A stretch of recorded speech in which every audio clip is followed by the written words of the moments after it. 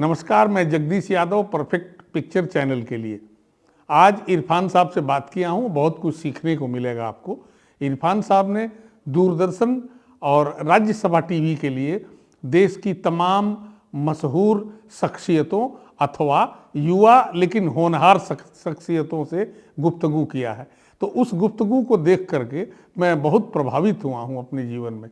तो आज मैं इरफान साहब से ही गुफ्तगू कर रहा हूँ। इस गुफ्तगू के दौरान वो बताएंगे कि एक जर्नलिस्ट को, एक व्यक्ति को, एक टेलीविज़न के जर्नलिस्ट को किस तरह से लोगों से बातचीत करनी चाहिए और क्या क्राइटेरिया दिमाग में रख करके तब इंटरव्यू के लिए जाना चाहिए। तो हम बातचीत सुनते हैं उनकी। मशहूर हस्तियों के साथ जब वो गुफ्तगू कर रहे थे तो उस दौरान कुछ विशेष क्या बातें होती थी, किस तरह से फिक्सअप करते थे और क्या अड़चनें आती थी, इसकी भी चर्चा आप इस वीडियो के माध्यम से समझेंगे। वीडियो थोड़ी सी लंबी है लेकिन आप पेशेंस से देखें, क्योंकि ये सीखने वाली वीडियो झटपट बनाना मुश्किल होता है।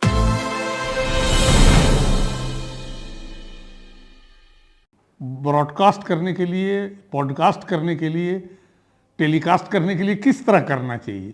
तो सबसे पहले तो जगदीश जी, हम आपके बड़े आभारी हैं, क्योंकि हम लोग तो बचपन से ही आपको काम करते हुए और आपको as a photojournalist admire करते हुए, और बड़ा सम्मान है आपके प्रति हमारे मन में। सोशल मीडिया पर आप मुझसे जुड़ सकते हैं। इंस्टाग्राम पर इरफान की दुकान, ट्विटर पर इरफानियत और फेसबुक पर irfan.sm के ज़रिए।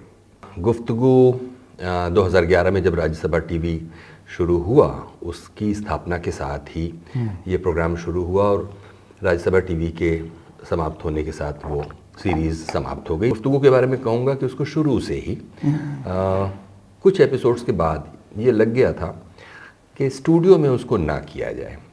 स्टूडियो में न्यूज़ और करंट अफेयर्स के हिसाब से जो उसकी दीवारें और कलर स्कीमिंग और जो उसका लुक एंड फील है, वो उस तरह पैनल डिस्कशन, न्यूज़ बुलेटिन्स, अलग अलग फील्ड के जो अचीवर्स हुए, और सिर्फ अचीवर्स में आप सीनियरिटी और अवार्ड और उस हिसाब की क्राइटेरिया में मत जाइए। बहुत सारे ऐसे लोग भी जो अभी शुरू भी कर रहे हैं और लगा कि हाँ, उनके अंदर वो संभावना हो सकती है।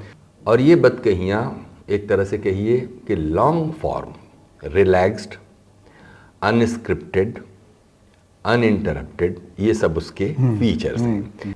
किसी चीज़ को सनसनी से भरा बना रहे हैं, किसी चीज़ को out of the context disproportionately quote कर रहे हैं, या गेस्ट के प्रेजेंस पर डोमिनेट कर रहे हैं। ये सब चीज़ें आज से 12-13 साल पहले जबकि बात मैं कर रहा हूँ, तब टेलीविज़न जर्नलिस्ट और ख़ास तौर पर इंटरव्यूअर्स में ये प्रैक्टिस बहुत प्रेवलेंट थी और आज भी है। जिन लोगों के पास भी एक एंकर की कुर्सी है, या एंकर की टाई है, या एंकर का मेकअप है, या एंकर की का रुतबा है, वो शायद कहीं अनकहे ढंग से ये मान लेते हैं कि उनको इस बात का लाइसेंस मिल गया, या बिलो द बेल्ट वार करना, एक लाइट ह्यूमर का इस्तेमाल करना, कुछ एक ऐसी चीज़ जिससे शो में जो डोमिनेटिंग प्रेजेंस है वो एंकर का हो जाता है। इससे पूरा जो इंटरव्यूइंग की जो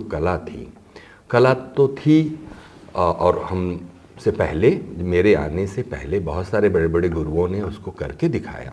ये ख़ास तौर पर ये जो सैटेलाइट टेलीविज़न आने के बाद एक यूटिलिटेरियन एंगल से किया जाने लगा। कि फिर एक दूसरी चीज़ और, जो एंटरटेनमेंट जर्नलिज्म है, उसमें ज़्यादातर बार जो उनका सब्जेक्ट है, जो उनका गेस्ट है, जो उनका मेहमान है, या कहिए कि जिसके साथ इंटरव्यू हो रहा है, उसको उसकी जो आभा है, उस आभा से भी कुछ ज़्यादा आभामय बनाकर और इस तरह उसे इतने अपर पेडेस्टल पर खड़ा कर देते रहे, आज भी करते हैं, जिससे कि जो उनका दर्शक है वो उनसे एक तरह की दूरी बनाने लग जाता है। अगर आपको ये लगे कि आपका जो सेलिब्रिटी है आपकी, वो एक्सेसिबल है, अप्रोचेबल है, वो आप ही की तरह ह्यूमन है, तो आपको लगेगा कि आप में और उसमें कुछ खास बात नहीं हुई। तो वो आपकी दी हुई बेची हुई चीज़, चाहे कार हो, चाहे कोई ब्रांडेड कपड़े हों, या खाने पीने की चीज़ें हों, या टूर और ट्रैवल हो, किसी भी चीज़ को जिसको वो एंडोर्स कर रहे हैं, तो इस तरह से हम लोगों की सेलिब्रिटीज़ को ये जो पूरा मार्केट है वो पहले एक तरह से कमोडिफाई करता है, उसको एक कमोडिटी की तरह आपके सामने पेश करता है, जिससे कि आप एक दूर रहकर उसको देखें और उससे कहीं एक भय खाएं। आपको बताया जाता है कि लाल बहादुर शास्त्री एक ऐसे प्रधानमंत्री थे जो अपने कोर्ट के अंदर अपने फटे हुए कुर्ते पहना करते थे। देखिए कितनी कितनी अच्छी सी बात है ये कि देश का एक प्रधानमंत्री इसलिए अपने फटे हुए कुर्ते बचा के रखता है कि सर्दियों में जब कोट पहनूंगा तो उसके पीछे ढक जाएगा। आम आदमी जो हाँ, ये हम सभी लोगों के बीच होता है। मतलब एक ऐसा देश जो अभी आज़ाद हुआ है, अभी जिसे बनना है, जिसकी अर्थव्यवस्था अभी संभलनी है, जिसको एक आदर्श की तरह पेश करना है, तो ये एक जीवन होता था जिससे हम एडमायर करने के अलावा इंस्पायर भी होते थे। तो ये कहानियाँ जो गुफ्तगू के ज़रिए हमने लाने की सोची, उसमें उसका संकल्प यही रहा और अभी भी है कि हम एक आदमी को जो अपनी फील्ड का अचीवर है उसको एक इंसान की तरह पेश करें। और तब वो काम स्टूडियो की दीवारों में हो पाना थोड़ा मुश्किल लग रहा था, क्योंकि वहाँ बहुत औपचारिक सा एक प्लास्टिक सजावटी कृत्रिम एक माहौल होता है जहाँ एक आदमी अपने दिल की बात उतनी आसानी से, उतने प्यार से, उतनी ईज़ के साथ नहीं कह पाता। तो हमने शो को निकाल कर घरों में पहुँचा दिया।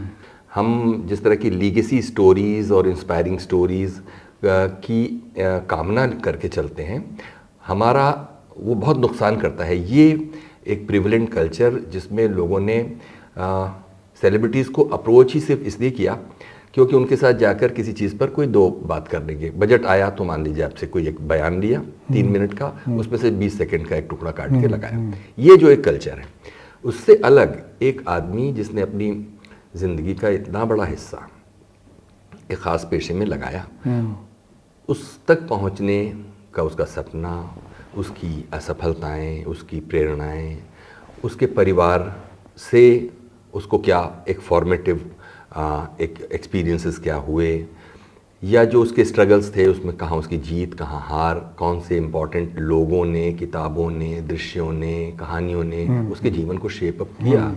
ये सारी कहानियाँ सुनी जाने का इंतज़ार कर रही थी, मैंने देखा। और जब ये कहानियाँ सुनना मैंने शुरू किया तो शुरू में ही ये कॉम्प्लीमेंट मेरे पास आना शुरू हो गए थे, जगदीश जी, कि आपके शो की अच्छी बात यह है कि आप अपने गेस्ट को बोलने देते हैं। तो मैंने सोचा कि ये कॉम्प्लीमेंट भी क्या मुझे लेना चाहिए, कि कोई ये तो कोई कॉम्प्लीमेंट हुआ नहीं। बेशक वो था, क्योंकि जो टेलीविज़न इंटरव्यूअर्स थे वो अपने गेस्ट को बोलने नहीं दे रहे थे और बार बार उनकी आधी बात के बीच में कुछ बात अपना सिर्फ इसलिए कि उनका प्रेजेंस हो जाए, उनको इंटरकट में उनको दिखाया जा सके कि वो कुछ हैं, वो भी स्क्रीन प्रेजेंस बनाए हुए हैं, या फिर अपना एक ओवर स्मार्ट करना या ओवर प्ले करना या डोमिनेंट करना, ये सब एक प्रवृत्तियाँ थीं और आज भी हैं। तो मैं कहता हूँ कि गुफ्तगू एक संगीत की तरह है, एक सुर है उसमें लगा हुआ, और अगर उस सुर में आप बीच में कहीं पे भी इंटरप्ट कर दें तो वो एक तो वो कहानी अभी बिल्ड हो रही है। एक आदमी ने 40 साल अपनी ज़िंदगी मिसाल के तौर पर मेकअप आर्टिस्ट के तौर पर गुजारी, या सेट डिज़ाइनर के तौर पर गुजारी, या मनोचिकित्सक के रूप में गुजारी। तो उसकी ज़िंदगी को जानने के लिए टेलीविज़न फॉर्मेट जो 28 मिनट 30 मिनट का होता है वो तो अपर्याप्त है। अच्छी बात ये हुई शुरू से ही कि राज्यसभा टीवी पर ये एक पॉलिसी के तौर पर हुआ कि जो प्रोग्राम एयर पर जाएगा वो अगले ही घंटे या अगले ही पल यूट्यूब पर आ जाएगा। तो ये एक अच्छी बात हुई। इससे पहले ठीक है प्राइवेट चैनल, सेटेलाइट चैनल ये लोग करते थे, लेकिन ये जो पब्लिक सर्विस ब्रॉडकास्टर्स थे, दूरदर्शन हो या लोकसभा टीवी हो या जो दूसरे, उनके यहाँ ये जो यूट्यूब को इस्तेमाल करने का कोई प्रोएक्टिव कल्चर नहीं था। राज्यसभा टीवी ने इसको इंट्रोड्यूस किया। अब मैं इस पूरी बातचीत को तब तक करूंगा जब तक हमारा गेस्ट कंफर्टेबल है, जब तक बातों में मेरे पास सवाल हैं, मेरी जिज्ञासाएं हैं, तब तक मैं उसको करूंगा। और उसको करने में मुझे मालूम है कि कहाँ से मैं काट करके वो 28 मिनट 29 मिनट टेलीविजन के स्लॉट में दे दूंगा और बाकी पूरा का पूरा अनकट मैं यूट्यूब पर डाल दूंगा। तो इस तरह से बहुत सारे व्यूअर्स जो हमारे एक लॉयल कमिटेड एक व्यूअरशिप बनी, वो बनी यूट्यूब के जरिए। और आज भी लोग यूट्यूब पर अपने ईज के हिसाब से, और उसमें बहुत सारे ऐसे अनुभव हैं जो कहूँ तो घंटों गुजर जाएंगे कि किस तरह दर्शकों ने उसको प्यार दिया। दर्शकों ने पहले तो ये बात समझी कि इन कहानियों से वो अपनी कहानी का कोई मेल बिठा पा रहे हैं। तो ये जो एक एम्पावरमेंट है, जो कि पार्लियामेंट का भी एक मैंडेट हो सकता है कि मतलब डेमोक्रेसी की यही ताकत है कि अगर उसको अवसर मिले, अगर उसको फैसिलिटेशन मिले, तो वो किसी भी जाति, धर्म, आर्थिक समुदाय से आया हुआ व्यक्ति वहाँ पहुँच सकता है जो अपना उसने सपना देखा। यही तो डेमोक्रेसी की ताकत है।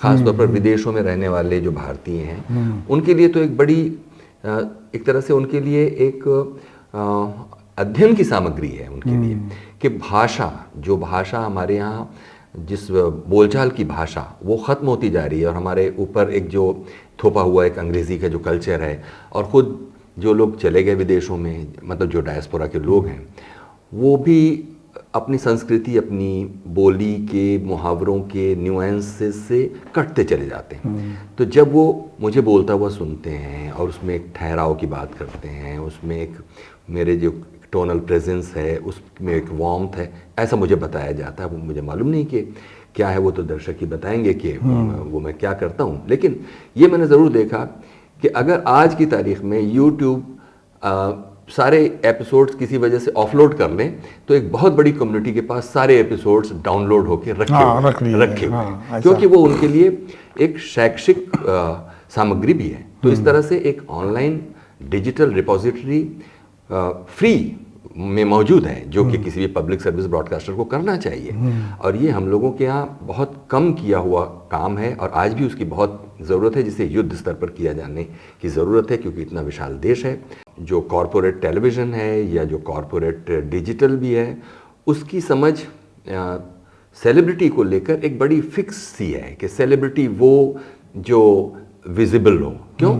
ऐसे बहुत सारे लोग हो सकते हैं जो बहुत साइलेंटली अपने अपने क्षेत्रों में काम कर रहे हैं। मिसाल के तौर पर मैं आप ही की बात करूं कि आप अपनी नौकरी और जिम्मेदारियां पूरी होने के बाद आप साइलेंटली एक ऐसा काम कर रहे हैं जिससे अगेन एक ऐसी रिपोजिटरी तैयार हो रही है, चाहे वो विजुअल आर्ट्स के सिलसिले में या किसी फोटो जर्नलिज्म को लेकर के, वो एक आप खुद किताब भी लिख रहे हैं। तो ये सारे अनुभव क्या हम ऐसे ही जाने दें? तो इसके लिए ज़रूरी है कि आप एक युद्ध स्तर पर डॉक्यूमेंटेशन की, इस तरह का डॉक्यूमेंटेशन जिसको किसी एक पेटी पर्पस के लिए ना किया जाए, बल्कि उसका एक ब्रॉडर 360 डिग्री एक उसका स्पैन हो, उस अप्रोच से किया जाए कि वो एक बोलती हुई किताब है। एक बार हम लोगों ने फोटो जर्नलिस्टों का एक मेला लगाया पटना में, और उसमें ये कृष्ण मुरारी कृष्ण वगैरह को बुलाया। तो कृष्ण मुरारी ने एक ही बात कही कि जो मैं बोलता हूँ मैं अपने फ़ोटो के ज़रिए बोलता हूँ, तो ये मेरा फील्ड नहीं है, मतलब भाषण देना मैं पहली बार कर रहा हूँ, ऐसा उन्होंने। तो बहुत सारे ऐसे लोग हैं जो भाषण देना या अपनी बात को, विचारों को बातों में जाहिर करना सबके बस का नहीं होता। तो वो सारी, उसमें एक इंटरव्यूअर या लीगेसी कीपर या एक डॉक्यूमेंटेशन का जो स्रोत है या एजेंट है, उसकी ये जिम्मेदारी हो जाती है कि कैसे एक आदमी की मदद करे और उससे बोलने में उसका सहारा बने। ये पूरा काम एक राष्ट्र निर्माण का काम है। मैं तो इसको ऐसे ही देखता हूँ। मैं बोलता चला जाऊंगा, फिर आपको घड़ी देखने का कोई नहीं, कोई दिक्कत नहीं है भाई, थोड़ा लंबा से भी कोई दिक्कत नहीं है।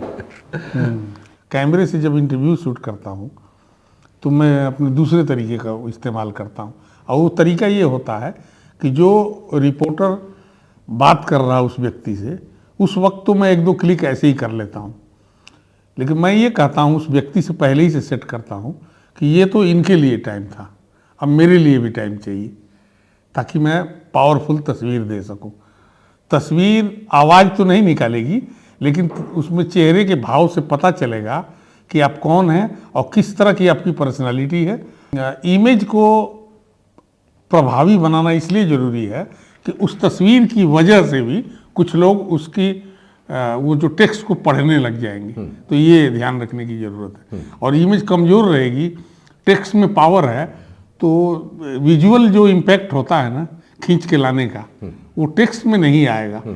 और ठीक है, कोई बहुत बड़ा नाम हुआ तो भले देख लें, और जिनको वो जानते होंगे देख लेंगे तो पन्ना पलट देंगे, इसलिए पन्ना पलटने से बचाना है, रोकना है उनको, तो विजुअली वो स्ट्रांग हो बहुत, इसलिए इंटरव्यू मैं अलग से करूँगा, ये मैं बोलता हूँ। जो आपने दूसरा सवाल पूछा वो बहुत इंपॉर्टेंट सवाल है, और ख़ास तौर पर इस बारे में हम लोगों के यहाँ पाठ्यक्रमों में कुछ नहीं पढ़ाया जाता। जिस आदमी के पास हैंड्स ऑन एक्सपीरियंस है वो ही उसके जो न्यूएंस्ड एक्सपीरियंसेस हैं उसको जानता है, जैसे कि मैं या मेरे और जो दूसरे साथी हैं जिन्होंने अलग अलग अनुभवों से उसको अप्रोच किया और सॉल्व किया है।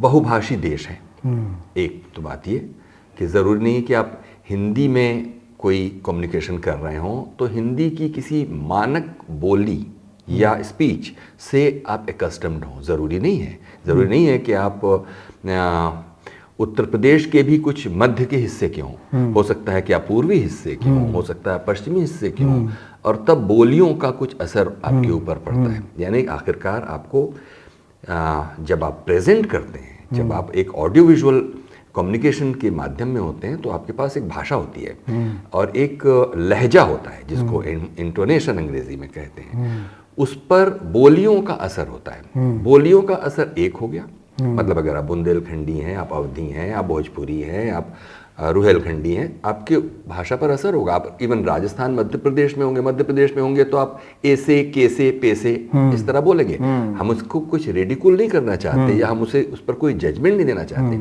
लेकिन ये आपके घर की भाषा है। जब आप उसे ब्रॉडकास्ट की भाषा में बनाएंगे तो आप लाखों लोगों का कहीं जाने अनजाने शिक्षण कर रहे होंगे। यानी कि आपको जो भाषा में आने वाले शब्द और अभिव्यक्तियां हैं उनको लेकर सावधानी से उसका उच्चारण करना पड़ेगा, क्योंकि आपके द्वारा किए गए उच्चारण से लाखों लोगों का उच्चारण प्रभावित होगा। मान लीजिए अगर आप पंजाबी में 28 को 28 बोलते हैं तो 28 आप अपने घर में बोल रहे हैं तो सब लोग समझते हैं उस संदर्भ में, लेकिन अगर मैं इसको एक ब्रॉडकास्ट प्लेटफॉर्म पर 28 बोलने लगूं या 25 बोलने लगूं, इसका मतलब बहुत सारे बच्चे जो 25 को नहीं बोलना जानते वो 25 बोलने लगेंगे। मतलब अब इसमें अभी एक बड़ा विवाद का विषय है, लेकिन मेरा मानना यह है कि हर शब्द, हर भाषा का एक अनुशासन है, उसकी बोलने का एक सौंदर्य है जिसको सुनकर हम लोग यहाँ तक पहुँचे। और इसी बात के लिए बहुत प्रशंसाओं और एक तरह से कहिए कि फैन फॉलोइंग जिस तरह की होती है वो इसलिए भी होती है क्योंकि ये जो भ्रष्ट होती हुई भाषा है या भ्रष्ट होता हुआ उच्चारण और भ्रष्ट होता हुआ जो कम्युनिकेशन का जो पूरा इकोसिस्टम बन गया, उसमें आपको कुछ एक स्टैंड अलोन इस तरह देखा जाता है। तो स्कूलिंग हो चाहे वो परिवार हो, स्कूलिंग में भी देखिए बोलकर पढ़ना ये हम लोगों की स्कूल में होता था। हाँ बिल्कुल, हम लोगों के प्राइमरी स्कूलों में ये होता बोलना ही जरूरी होता था। हाँ, भले कुछ नहीं तो पहाड़ा ही बोल कर खड़े होकर पढ़ो या कोई पाठ को पढ़ो, या बाल सभा होती थी, उसमें एक साप्ताहिक बाल सभा होती थी, सबको कुछ ना कुछ बताना है, पढ़ना है। अब वो स्कूलों में इसकी संभावनाएं खत्म हो गई।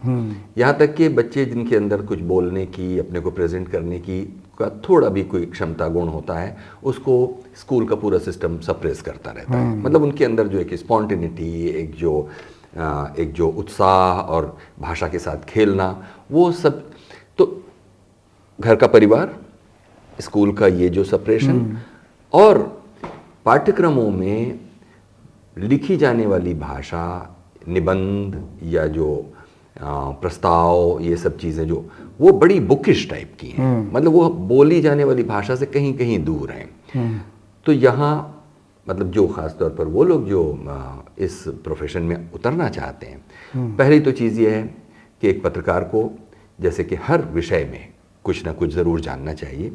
तो अपने किस तरह के मेहमान, किस तरह के गेस्ट के साथ उसकी मुलाकात होने वाली है उसको पहले से नहीं मालूम, इसलिए अलग अलग विषयों में गहरी रुचि रखना चाहिए। बेशक आप उस विषय के विशेषज्ञ भले ना बने, अच्छा हो कि आप अपने जिस व्यक्ति के साथ आप बात कर रहे हैं, अब जैसे आपके साथ बात कर रहा हूँ तो मुझे फोटोग्राफी की कुछ बेसिक चीज़ों के बारे में मालूम होना चाहिए, कंपोजिशन के बारे में मालूम होना चाहिए, उसमें अपर्चर और लाइट और इवन पुराने ज़मानों में जो फ़ोटो डेवलप होते थे उसमें क्या केमिकल इस्तेमाल होते थे, फिल्म इस्तेमाल होती थी, इन सब के बारे में एक मोटा मोटी अंदाज़ा होना चाहिए। नहीं तो आप कोई एक शब्द इस्तेमाल करेंगे और मैं बिल्कुल अंधेरे में उसको टटोलता रह जाऊँगा, तो वो चीज़ कैमरे में सामने दिखाई देती है।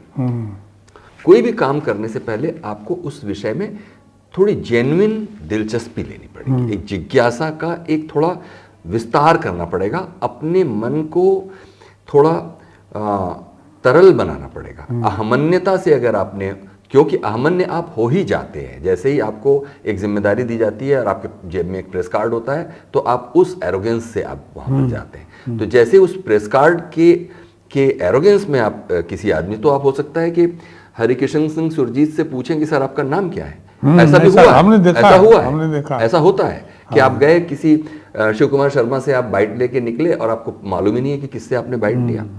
हाँ, क्योंकि वो एक ऐसे प्रोग्राम में आए हुए थे, मैंने 15 अगस्त के किसी आयोजन में आए हुए थे, तो आपको तो 15 अगस्त पे बाइट लेनी थी, तो आपने बाइट तो ले ली। अब आप जाने से पहले आप सोच रहे हैं कि अब जाके डेस्क पे क्या जवाब देंगे कि किससे बाइट लेके आए, तो आप उन्हीं से जाके कोने में पूछ रहे हैं कि सर आपका नाम क्या है। तो इस तरह की बातें आपको एक अयोग्य और एक गैर जिम्मेदार प्रोफेशनल बनाती हैं। तो ये बातें हैं जो हम समझते हैं कि जो युवा पत्रकार और इंटरव्यूअर्स या कम्युनिकेटर्स से ध्यान रखेंगे जगदीश जी। तो थोड़ा उस पर बताइए कि जो हस्तियों का आपने बहुत गुफ्तगू किया जी, उनमें कुछ रोचक चीजें आई हो सकता है कि उस प्रोग्राम में उसे इंक्लूड न किया गया हो। वो कोई मुझसे पूछे कि आपने शाहरुख खान का क्यों नहीं किया, तो मैं ये बात कभी बताने का कोई मौका तब तक नहीं आ गया जब तक कोई पूछे नहीं।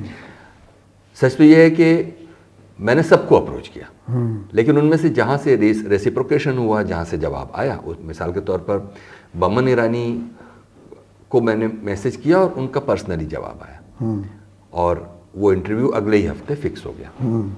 मिसाल के तौर पर डैनी डेंजोंगपा के जो मैनेजर हैं वो या तो आपको बता देते हैं कि वो यात्रा में हैं या वो बीमार हैं या वो शूटिंग कर रहे हैं, इस तरह की बातें। अब इससे ज़्यादा मैं नहीं कर सकता, आउट ऑफ द वे कोई तरीका नहीं अपना सकता। मेरे पास एक फॉर्मल उसका प्रोसीजर है, फॉर्मल तरीका है। गोविंदा को आप फ़ोन कीजिए तो वो कई बार दिन देखते हैं कि आज कौन सा दिन है। अगर वो मंगलवार है और मंगलवार के दिन स से नाम जिसका शुरू होता है उसने अगर फ़ोन किया तो उसका फ़ोन का जवाब नहीं दिया जाएगा, या दिया जाएगा तो नेगेटिव में दिया जाएगा। तो ये ऐसी बातें हैं जो मेरे लिए भी बहुत एक नई बातें थी। फिर ऐसे लोग भी हैं जो बहुत ही दिलो जान से आपके ऊपर जान छिड़कते हैं। जैसे मनोज कुमार जी के साथ मेरी जब बातचीत हुई कि अब मैं आऊँगा, और उस विज़िट में मैं नहीं जा पाया किसी वजह से, उनका जो लैंडलाइन जो केबल था वो टूट गया या कुछ हो गया। फिर उसके बाद फिक्स होने के बाद भी हम जा नहीं पाए।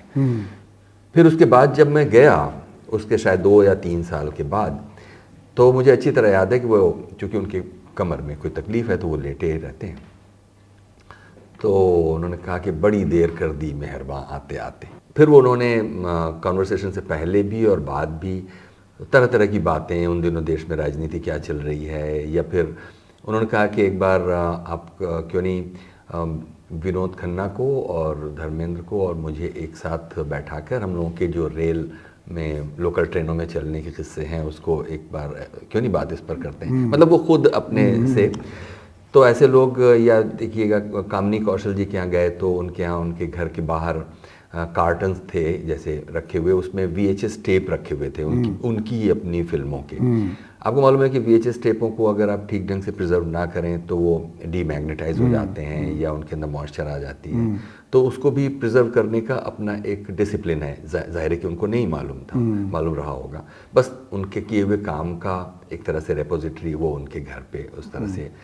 फिर आप उनके लिविंग स्पेस में जाते हैं तो उनके मेकअप किट को देखते हैं, तो आप खुद सोचते हैं कि जैसे मेरे लिए ये सोचना कि मैं कामिनी कौशल के सामने बैठा हूँ जो एक दौर में एक बड़ा नाम और बहुत एक्टिव एक्टर रहीं, और उनके साथ जो मेकअप का सामान है, उसके साथ जो उनका, और वो कभी सेट पर तो खुद मेकअप कभी नहीं करती रही होंगी जो हमारे लिए वो खुद मेकअप कर रही हैं, या कौन सा सूट पहने तो उन्होंने 6-7 सूट वार्डरोब से निकाल कर हमसे उनको दिखाया। कि अब ये बातें जाहिर है कि जो आपने कामिनी कौशल का इंटरव्यू देखा तो उसमें आपको कभी पता नहीं चलेंगी ये, लेकिन ये सब ऐसी चीज़ें हैं जो मुझे बताती हैं कि किस तरह से वो लोग जिन्होंने अपने अपनी फील्ड में कितना अचीव किया, वो कितने हम्बल और कितने अनोखे लोग हैं, बहुत कोऑपरेटिव।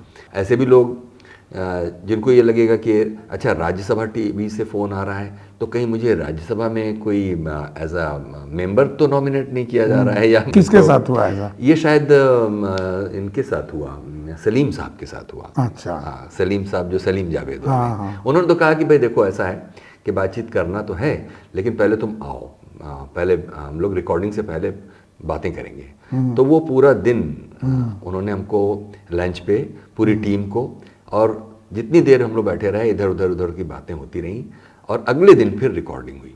मन्ना डे ने कहा कि जो भी आता है वो पूछता है कि अच्छा आपने पहला गाना कब गाया। 50 साल से मैं इस सवाल का जवाब दे रहा हूँ कि मैंने पहला गाना कब गाया। तो बोले ये सब नहीं देना, इंटरव्यू नहीं देना मुझे, सब लोग आते हैं ये कुछ बेसिक सवाल पूछना शुरू कर देते हैं। और 20 मिनट का टाइम उन्होंने दिया था, 20 मिनट का, और यही इंडिया इंटरनेशनल सेंटर का लॉन था। अच्छा। जिसमें 1 घंटा भी गुजर गया और 1.5 घंटा भी गुजर गया, और धूप बिल्कुल समझ लीजिए सिर के ऊपर आ गई हम लोगों की आंखों में, मतलब कितने रिफ्लेक्टर काटिए, लाइट काटिए, मतलब हालांकि सर्दियों के दिन थे। तो कहने का मतलब ऐसे अनुभव भी होते हैं जिसमें आपके गेस्ट पहले इस तरह का कोई जेस्चर उनका, क्योंकि उनकी भी गलती नहीं है, उनके अनुभव यही बताते हैं कि लोग इल प्रिपेयर्ड हैं और उनको झुंझलाहट होने लगती है, कुछ बुनियादी तरह की सब की बातें, वही रिपीटेटिव सवाल पूछिए। कभी कभी कुछ गेस्ट यात्राओं के बीच में जब आपको समय देते हैं, मिसाल के तौर पर वहीदा रहमान जी आई हुई थी यहाँ इंडिया हैबिटेट सेंटर में किसी फिल्म फेस्टिवल के लॉन्च फंक्शन में, मतलब इनॉग्रल फंक्शन में, और तब जो उनकी इवेंट मैनेजर थी उनसे हमने रिक्वेस्ट की तो उन्होंने हमको 10 मिनट का वक्त दिया, और एक्चुअली उन्होंने 10 मिनट का मुझे, उसके बाद एनडीटीवी को 10 मिनट, उसके बाद जीटीवी को 10 मिनट, और 10-10 मिनट का सबको बांटा हुआ था। बाकी लोगों के तो काम चल जाते थे क्योंकि उनके पास ये लॉन्ग फॉर्म पर्पस नहीं था, मेरा तो पर्पस लॉन्ग फॉर्म का था। लेकिन सचमुच लाइटिंग वाइटिंग करने के बाद हम बैठे, और 10 मिनट बाद वो सेट के बाहर से वो इशारा करने लगी। अब इशारा करने में आपका ध्यान भी बढ़ता है, मतलब एक थर्ड ऑब्जेक्ट आपका विजन में आ रहा है, और वो बार बार, और फिर ये भी था कि अगर हमने सचमुच उनकी 10 मिनट पर रजामंदी जाहिर की थी तो मुझे उसका ऑनर करना चाहिए। इस केस में कई बार गेस्ट सपोर्टिव होते हैं और वो कह देते हैं कि नहीं अभी जो नेक्स्ट लाइनअप है उसको थोड़ा वेट कराओ, अभी मैं करूँगी। लेकिन वहीदा जी ने ऐसा नहीं कहा, और वो 10 मिनट का ही इंटरव्यू है। मतलब अगर देखें सबसे छोटा इंटरव्यू, मतलब कॉन्वर्सेशन कंटेंट सबसे कम अगर इस सीरीज में कहीं है तो सिर्फ वहीदा जी के साथ है, जिसका मुझे थोड़ा पछतावा भी है। हालांकि उनके साथ ये वादा हुआ था कि कभी मैं मुंबई आऊँगा तो एक लंबी बातचीत करूँगा, जो वादा अभी भी स्टैंड करता है। मैं सोचता हूँ कि देर सवेर उनके साथ ठीक है, उनका बिल्कुल स्वास्थ्य ठीक है। याद आता है वो भी अचानक फिक्स हुआ था वो इंटरव्यू छन्नूलाल मिश्रा जी के साथ। राजेंद्र नगर या ऐसा कोई मोहल्ला है, वहाँ के एक डीडीए फ्लैट में कुछ तीसरे या दूसरे फ्लोर पर वो एक 1 बेडरूम सेटअप में अपने बेटे के यहाँ रुके हुए थे। एक बड़ा सा डबल बेड था जिस पर वो बैठे हुए थे, और अभी हम लोग लाइटिंग करने लगे तो उन्होंने कहा कि ये कुछ तो ठीक बा भवा, इनमें कोनो पैसा वैसा मिली? तो वो तो बनारसी अंदाज में उन्होंने ये सवाल पूछा।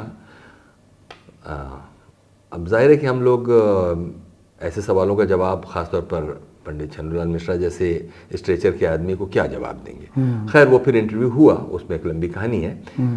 लेकिन चूंकि जगह वहाँ पर कम थी और 2 कैमरे मुश्किल से लग पा रहे थे, बहुत मुश्किल से। अब अगर आप उसका शूट भी देखें तो आपको लगेगा कि शैडो काटना मुश्किल है, क्योंकि बिल्कुल दीवार के पास वो रखे बैठे हुए हैं, और जो उनके कंपेनियंस हैं, म्यूजिक अकॉम्पनिस्ट हैं, वो बेड पर ही बैठे हुए हैं। तबला भी वहीं पे और हारमोनियम भी या सुरमंडल वगैरह सब बेड पे बैठे हुए हैं। और फिर लेकिन वो जब बातचीत चली तो वो एक तरह से लेग डैम जैसा हो गया। मतलब वो बातों में मेरे सवालों का जवाब तो दे ही रहे थे, और जहाँ जहाँ बीच बीच में गानों की बात आ रही थी, उन गानों की यात्रा या उस पर्टिकुलर स्टाइल या चाहे कजरी हो चैती हो, उस पर उन्होंने बोलने और गाने को एक ऐसा सुंदर एमैल्गमेशन उन्होंने पेश किया।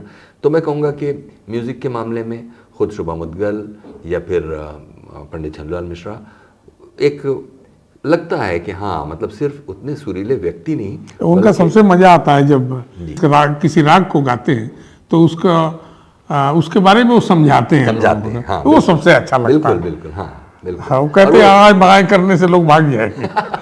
वो बोलते हैं समझाओ ना क्यों आई मैं कर रहे हाँ, हो। बिल्कुल बनारसी स्टाइल में। बहुत अच्छा है उनका। जी, जी। मैं उनसे 2-4 बार मिला हूँ, 2-4 बार, एक बार नहीं कई बार। जी जी। ये थी बातचीत इरफान साहब से। मुझे उम्मीद है कि आपको ये पसंद आया होगा। सब चैनल को सब्सक्राइब करें, लाइक करें और मित्रों में शेयर करें, क्योंकि हमारा चैनल मनोरंजन का नहीं, ज्ञान का है। यही कारण है कि मैं ऐसे हस्तियों को, जिनको ज्ञान है, जिनको अनुभव है, आपके सामने लाने का प्रयास करता हूँ। धन्यवाद, नमस्कार।